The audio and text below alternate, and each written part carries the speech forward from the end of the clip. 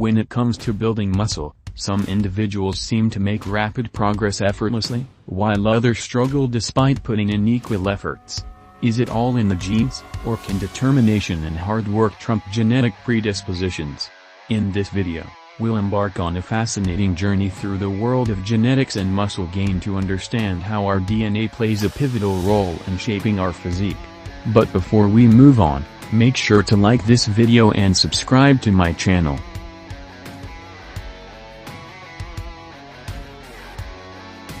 A theoretical upper limit to muscle fiber size exists, which is ultimately determined by a person's genotype and phenotype.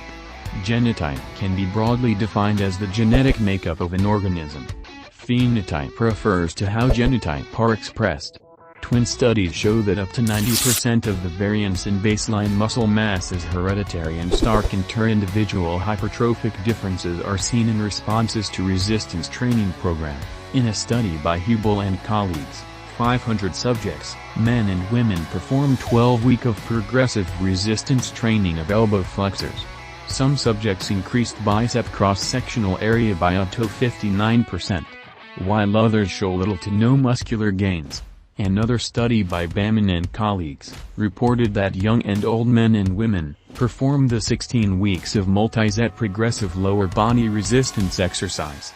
The top responders increased muscle cross-sectional area by 58%, moderate responders increased muscle cross-sectional area by 28%, and non-responders does not show any mean gains.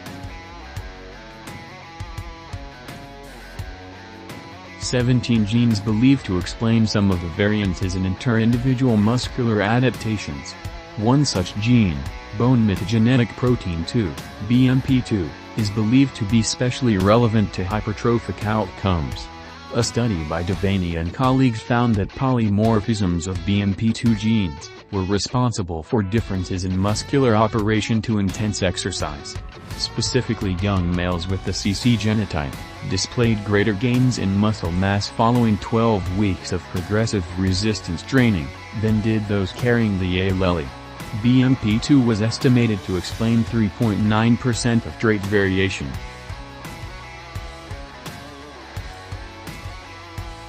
Different genetics of individuals affect the following factors: MGF mRNA, satellite cells, microRNA, muscle morphology, fiber types, type 1 and type 2. Although the term responders and non-responders have been proposed in the literature, even non-responders can increase muscle mass over baseline levels. They may require longer periods of consistent training, and alternative training strategies to gain additional hypertrophy. The genetic predisposition to hypertrophic gain can be specific to a given muscle. Again, this does not necessarily reflect an inability to increase muscle size in the lagging muscle, but rather the need to employ alternative training strategies to spur additional hypertrophy. For example, people dominating type 1 fibers may obtain superior results from training with lighter loads, whereas those dominating type 2 fibers would be best served by employing heavy loads.